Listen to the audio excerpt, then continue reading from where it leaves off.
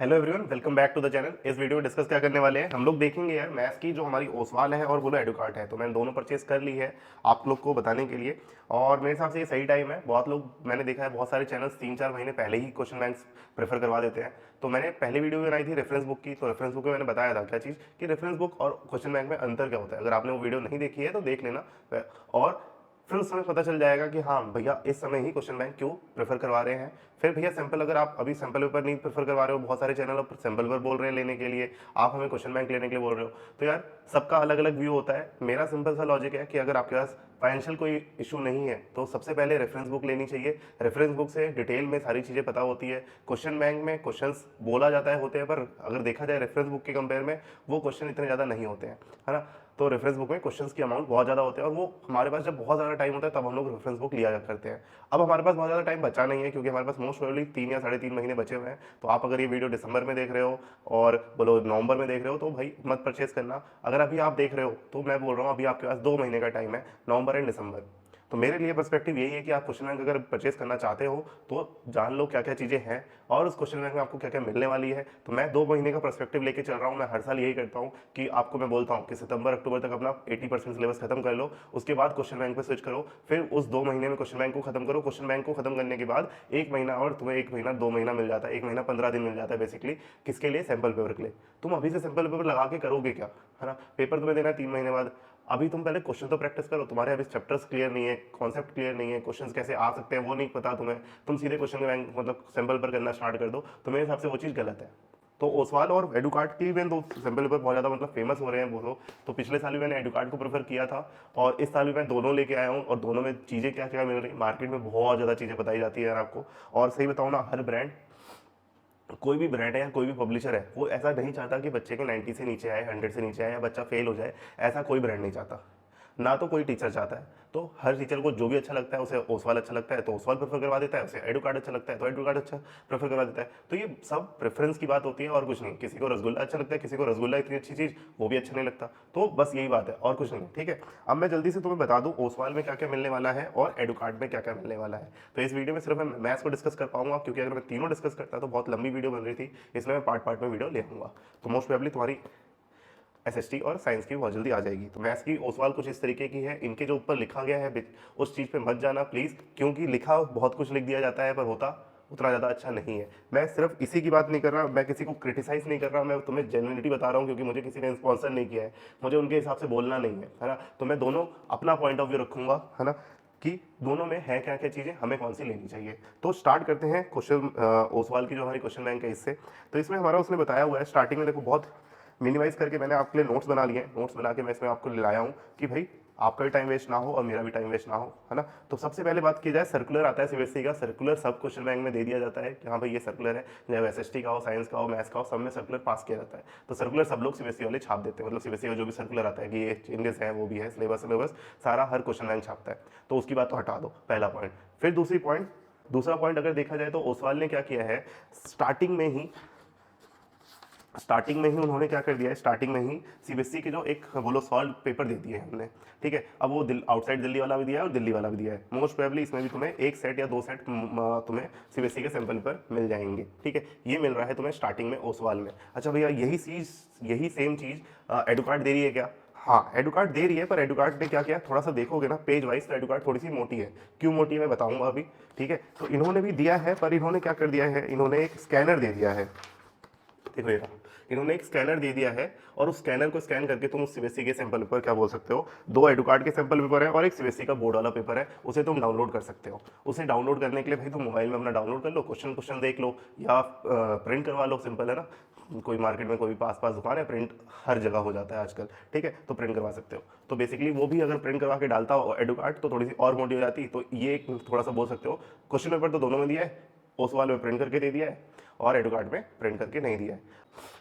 पहला point, CBSE के solve sample पर दोनों में है, एक में प्रिंट हो रखे हैं, एक में प्रिंट नहीं हो रखे, बस इतना ही अंतर है। सॉल्यूशन दोनों में मिलेंगे आपको, ओसवाल में मिलेंगे, एडुकार्ड में मिलेंगे। दूसरी बात है टॉपिक वाइज, वो लो चैप्टर वाइज हर उसमें है। क्वेश्चन बैंक कभी भी बनती है वो चैप्टर वाइज ही बनती है, और इन्होंने लिखा भी है ना, ओसवाल ने भी लिखा है और बोलो एडुकार्ड ने भी लिखा है, नाम में ही छपा हुआ है देखो, chapter wise and topic wise. तो एडुकार्ड भी क्यों पीछे रहेगी, एडुकार्ड ने भी बोला है भाई मैं भी क्वेश्चन बैंक बना रही हूँ, इन्होंने मतलब दिखाया नहीं पर चैप्टर वाइज इनके पास भी क्वेश्चन हैं, ठीक है, इन्होंने भी चैप्टर वाइज ही सारा कुछ किया हुआ है। अब चैप्टर वाइज दोनों में मिल रहे हैं, तो उसके आगे अंदर जाओगे तो क्या मिलेगा, टॉपिक वाइज मिलेंगे। तो ओसवाल ने क्या किया उसके लिए, उन्होंने क्या किया, हर चैप्टर में जितने टॉपिक बढ़ सकते थे, मोस्ट प्रोबेबली मैंने अभी ज़्यादातर सारे चैप्टर्स इसके देखे, उसमें क्या हो रहा है, एक या दो टॉपिक मिनिमम वो डिवाइड कर दे रही है। जैसे रियल नंबर है, रियल नंबर में उन्होंने एक टॉपिक बांट दिया फंडामेंटल थ्योरम ऑफ अर्थमेटिक, ठीक है, फिर दूसरा टॉपिक उन्होंने बांट दिया इरेशनल वाला, जो इरेशनल वाला हमारा प्रूफ करने वाला आता है उसमें बांट दिया है। दिखाता हूँ मैं तुम्हें, देखो ये टॉपिक फर्स्ट है, टॉपिक फर्स्ट क्या दिखा रहा है, फंडामेंटल थ्योरम ऑफ अर्थमेटिक, इसके कुछ क्वेश्चन दे दिए, फिर उसने टॉपिक क्या कौन सा किया, टॉपिक हमारा नेक्स्ट कर लिया उसने इरेशनल नंबर। तो इसने दो टॉपिक में इस चैप्टर को बांटा हुआ है, उसके हिसाब से इसने क्वेश्चंस कर दिए। अच्छा टॉपिक वाइज में जाओगे तो इन्होंने क्या किया है और एडुकार्ड ने क्या किया है, दोनों में टॉपिक वाइज है, इसमें भी टॉपिक वाइज है ओसवाल में भी, और बोलो टॉपिक वाइज एडुकार्ड में भी है। दोनों में अंतर क्या है, टॉपिक वाइज में पहला देखोगे तो टॉपिक वाइज जैसे मतलब मैंने फंडामेंटल थ्योरम ऑफ अर्थमेटिक बताया, तो उसका मैं सबसे पहला पार्ट जो आएगा वो 1 मार्क्स के क्वेश्चन होंगे, जैसे बोलते हैं very short answer type question, तो वो 1 मार्क्स का क्वेश्चन कवर किया है, ठीक है। फिर ये ओसवाल की बात कर रहा हूँ, बात आती है इसके बाद क्या किया है, शॉर्ट आंसर टाइप किया है 2 मार्क्स वाले, फिर short answer type question second 3 marks वाले, फिर उसके बाद क्या है लॉन्ग आंसर टाइप क्वेश्चन जो 5 मार्क्स का हमारा आता है, ठीक है, ये उन्होंने कवर किया है। फिर उसके बाद उन्होंने एक सेक्शन बनाया है कॉम्पिटेंसी बेस्ड क्वेश्चन, जो तुमने सुने होंगे कि इस साल 50% बोला जा रहा है कि कॉम्पिटेंसी बेस्ड क्वेश्चन आएंगे, बेसिकली सोचने वाले हायर थिंकिंग लेवल क्वेश्चन, जो बोला जाता है कि बच्चा बिना सोचे, उसे कॉन्सेप्ट नहीं पता तो सोच के वो आंसर नहीं लिख सकता, तो कहीं ना कहीं थिंकिंग बेस्ड क्वेश्चन होते हैं वो, तो उधर तुमने इसने एक अलग सेक्शन बना दिया है, उसमें एमसीक्यू कवर हो जाएंगे, तुम्हारे एसेशन रीजन कवर हो जाएंगे, और बोलो केस बेस्ड स्टडी, ये 3 चीजें आती हैं किसमें, हमारा कॉम्पिटेंसी बेस्ड क्वेश्चन में, एमसीक्यू, केस बेस्ड स्टडी और बोलो एसेशन रीजन, ठीक है, तो ये तीनों चीज कवर होंगी किसमें, तुम्हारा कॉम्पिटेंसी बेस्ड पार्ट में। तो ये हर उसमें है, उन्होंने क्या किया टॉपिक वाइज के अंदर गए तो very short answer type first 2 marks वाले, short answer type second 3 marks वाले, और लॉन्ग आंसर टाइप 5 मार्क्स वाले। फिर एक अलग सेक्शन बनाया कॉम्पिटेंसी, टॉपिक वाइज के अंदर ही कॉम्पिटेंसी बेस के अंदर एमसीक्यू करवा देंगे, एमसीक्यू के बाद वो तुम्हारा सेशन रीजन करवा देंगे, उसके बाद वो केस बेस्ड स्टडी करवा देंगे। और ये चीज़ हमारी किसकी हो गई, हमारी बात हो गई ओसवाल की। बात आती है दूसरी किसकी, एडुकार्ड की। तो इन्होंने भी टॉपिक वाइज एक्सप्लेन किया हुआ है चीज़ों को। अब मुझे एक चीज़ बहुत अच्छी लगी इनकी, कि जो मुझे प्लस पॉइंट लग रहा है ना, मुझे एडुकार्ड का एक प्लस पॉइंट ये लग रहा है कि जब इन्हें चैप्टर स्टार्ट किया है तो इन्होंने कहीं ना कहीं तुम्हें क्या दिया है, एक रियल लाइफ एग्जांपल दिए। तो ये आज से नहीं दे रहा एडुकार्ड, 3 साल हो गए हैं, 3 साल से वो एडुकार्ड क्या कर रहा है, एक रियल लाइफ एग्जांपल हर क्वेश्चन बैंक में डालता है। वो बेसिकली वही सेम चीज प्रोसीड करता जाता है हर साल, क्योंकि चेंजेस कुछ हो नहीं रहे। तो रियल लाइफ एग्जाम्पल तुम्हें छोटा सा समझने के लिए एग्जाम्पल मतलब देखा जाए कि हाँ बच्चा अंडरस्टैंड कर ले कि हाँ मैं ये नंबर चीज़ें कहाँ देखूंगा, रियल लाइफ में कहीं यूज भी हो रही है कि नहीं हो रही, वो एक बहुत अच्छी चीज़ डाली है जो एक बच्चे को पता होनी चाहिए कि हाँ मैं जो पढ़ रहा हूँ वो रियल लाइफ में है भी है नहीं, ठीक है। वो एक अच्छा एक माइंड क्लियर करता है बच्चे का। अच्छा इनने भी टॉपिक वाइज किया, जैसे इनने और थोड़े से टॉपिक बांट दिए, जैसे इसमें टॉपिक फर्स्ट दिख रहा होगा, दूसरे पेज में टॉपिक सेकंड दिख रहा होगा, एससीएफ एंड एलसीएम वाला एक अलग टॉपिक बना दिया, प्राइम फैक्टराइजेशन वाला अलग टॉपिक बना दिया। अब तुम देखोगे ना तो टॉपिक के बाद ये इन्होंने रियल लाइफ एग्जांपल दे दिया, उसके बाद उन्हें एक क्वेश्चंस करवा दिया। तो इन्हें जब भी टॉपिक बांटा है उसके साथ एक एग्जाम्पल करवाया हुआ है, ठीक है, कि जनरली ऐसा ही होता है, टॉपिक हुआ एग्जाम्पल हुआ। अब इन्होंने ओसवाल ने क्या किया, टॉपिक करवाया उसके बाद सारे क्वेश्चन दे दिए।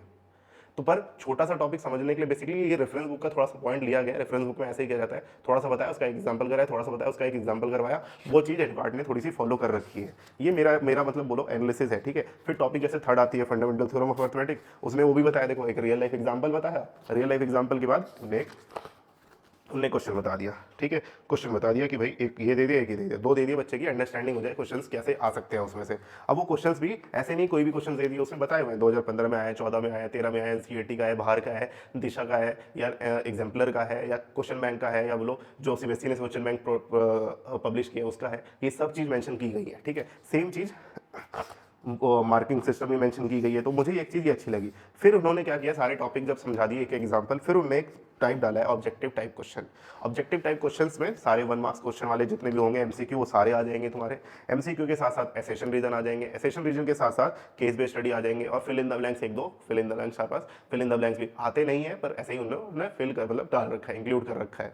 तो इन्होंने क्या किया, मैं थोड़ा सा फिर से रिवाइज करवाता हूँ। इन्होंने क्या टॉपिक वाइज टॉपिक पढ़ाया, उसका एक एग्जाम्पल समझा दिया, फिर अगला टॉपिक पढ़ाया उसका एक एग्जाम्पल समझा दिया, अगला एक टॉपिक पढ़ाया उसका एक एग्जाम्पल समझा दिया, फिर पर्टिकुलर एक पूरे क्वेश्चन दे दिए।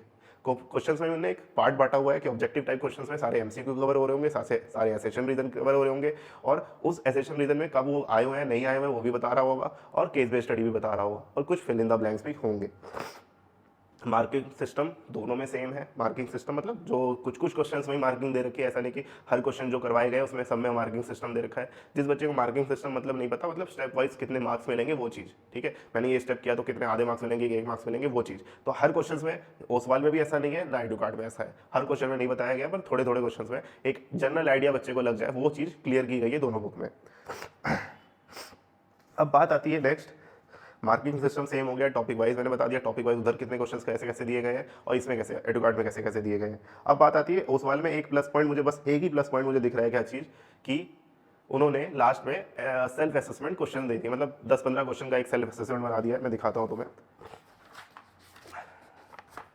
ऐसा ये सेल्फ असेसमेंट उन्होंने बना दिया है। सेल्फ असेसमेंट में बहुत ज़्यादा क्वेश्चन है नहीं, ये देखो बस इधर इतने से हैं, तुम दिख रहा होगा तुम्हें, इतने से हैं, फिर इधर इतने से, बस खत्म। तो ये सेल्फ असेसमेंट है। तो सेल्फ असेसमेंट इन्होंने मतलब वही 10-15 क्वेश्चंस हर चैप्टर में जो बन सकते हैं, मोस्ट प्रोबेबली मुझे 15-16 क्वेश्चंस हर चैप्टर में देखने मिल रहे हैं। अब हर चैप्टर में भी नहीं किया गया है, मैं तुम्हें बताऊं तो इन्होंने रियल नंबर में किया है एक, मतलब टोटल अगर चैप्टर हमारे कितने 14 चैप्टर है, तो इन्होंने सिर्फ 7 चैप्टर में ही ऐसे सेल्फ असेसमेंट दिया है। कौन कौन से हैं वो, रियल नंबर है, एपी है, arithmetic progression, geometric coordinate geometry है, फिर उसका सर्कल में दे रखा है, फिर सम एप्लीकेशन ऑफ ट्रिग्नोमेट्री जो 9 चैप्टर है हमारा वो दे रखा है। फिर उन्होंने एक ये भी किया हुआ है कि सर्कल को पहले बताया हुआ है, ट्रिग्नोमेट्री को बाद में करवाया हुआ है, उससे कोई दिक्कत होनी नहीं चाहिए।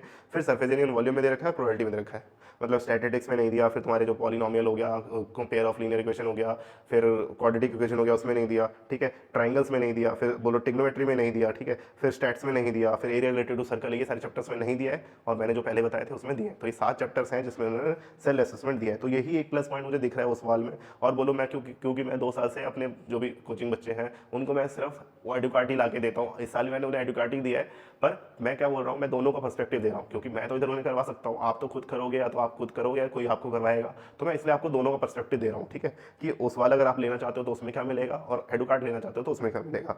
अच्छा भैया, एक और प्लस पॉइंट तुम्हें एडुकार्ट में मिल रहा है इस साल। क्या मिल रहा है वो चीज़ कि इन्होंने टॉपर कॉर्नर ऐड किया है। टॉपर कॉर्नर क्या होता है भैया, तो ये होता है टॉपर कॉर्नर। तो इसमें ऐसा नहीं है कि बहुत सारे क्वेश्चंस उन्हें टॉपर कॉर्नर से डाले हैं, कुछ कुछ क्वेश्चंस डाले हुए हैं, 2-4 गिने हुए चुने क्वेश्चंस डाले हुए हैं उन्हें, बहुत सारे क्वेश्चंस नहीं डाले हुए हैं। तो टॉपर कॉर्नर में तुम्हें पता चल जाएगा टॉपर कैसे आंसर लिखता है, उसकी आंसर शीट तुम देख पाओगे बस। जैसे इस क्वेश्चन चैप्टर फर्स्ट है तो उसमें ये 3-4 क्वेश्चन हैं जो दिखाए गए हैं।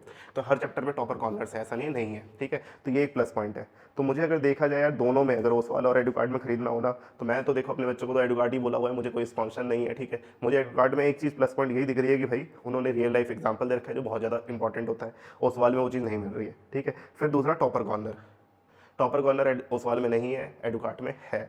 बस इसमें मुझे 2 प्लस पॉइंट दिख रहे हैं, और एडुकार्ट में बोलो ओसवाल में सिर्फ मुझे बोलो उस वाले सिर्फ एक ही प्लस पॉइंट दिख रहा है, सेल्फ असेसमेंट। अब वो भी सारे चैप्टर में होता तो बहुत अच्छा होता, पर इन्होंने सिर्फ चुनिंदा चैप्टर, मतलब आधे चैप्टर्स में दे रखा है, 14 चैप्टर उसमें 7 दे रखे हैं बस। तो अब तुम्हारी मर्जी है। और अगर देखा जाए भैया क्वेश्चन के लेवल कैसे हैं, कैसा है, मैं बोलूँगा यार तुम कोई भी ले लो, है ना, कोई भी क्वेश्चन बैंक ले लोगे, सब में क्वेश्चन लेवल सेम ही रहता है लगभग, बहुत ज़्यादा डिफरेंसेस नहीं रहते हैं मैथ्स के लिए, मैं बोल रहा हूँ पर्टिकुलर, ठीक है, मैथ्स के लिए तो क्वेश्चन लेवल सब में सेम है। तो मैं अब नेक्स्ट वीडियो साइंस और एसएसटी की बना दूंगा। प्रेफरेंस मैं सिंपल यही बोलूँगा यार, मेरी प्रेफरेंस तो एडुकार्ट ही है, और 3 साल से मैं उसे प्रेफर कर रहा हूँ। मैं ऐसा नहीं बोल रहा, बहुत सारे बड़े बड़े चैनल्स हैं वो उस वाल प्रेफर करवा रहे हैं। क्यों बोल रहे हैं, उनसे आप मैसेज करके पूछो, भैया आप क्यों बता रहे हो सर, आप ये से क्यों बोल रहे हो, उनसे बेनिफिट पूछो। ओसवाल वाले जो प्रेफर करवा रहे हैं उनसे बेनिफिट, और एक पेपर में जरूर लिखो, जैसे भैया ने ये लिखा हुआ है ना कि मुझे क्या क्या मिल रहा है, ओसवाल में क्या मिल रहा है, एडुकार्ड में क्या मिल रहा है, ऐसे छोटे छोटे नोट्स बनाओ। एक दिन लगेगा रिसर्च करने में, 2 दिन लगेंगे, पर उसके बाद तुम्हें पता चल जाएगा कौन सी बुक मेरे लिए अच्छी है। तो ऐसा भाई करना पड़ेगा। तुम सोचो कि दूसरा किसी ने बोला और मैं मान लूंगा, तो यार इस चीज़ पे ज़्यादा दिन टिक नहीं पाओगे। आज सुन लोगे दूसरे की, कब तक लाइफ में दूसरों की सुनोगे, कभी तो अपना डिसीजन लेना पड़ेगा ना। तो उसके लिए प्रिपेयर हो, ठीक है। उसके लिए प्रिपेयर कैसा होना पड़ेगा, मैं दूसरों से सुन के नोट्स बनाऊँ कि हाँ किस में कौन सी चीज़ मिल रही है, मेरे लिए कौन सी चीज़ अच्छी होगी, उसके बाद मैं प्रेफर करूँ। तो यही चीज़ मुझे बतानी थी यार, क्वेश्चन बैंक क्या होने वाला है मैथ्स का इस वीडियो में। चलो चैनल सब्सक्राइब नहीं किया है तो चैनल सब्सक्राइब कर लेना है, आप लोग सब्सक्राइब नहीं करते दोस्तों के साथ शेयर कर देना, और नए कंटेंट लाने की कोशिश मैं करता रहूँगा। साइंस और एसएसटी का बहुत जल्दी वीडियो आएगी। चलो फिर मिलता हूँ नेक्स्ट वीडियो में, तब तक के लिए बाय।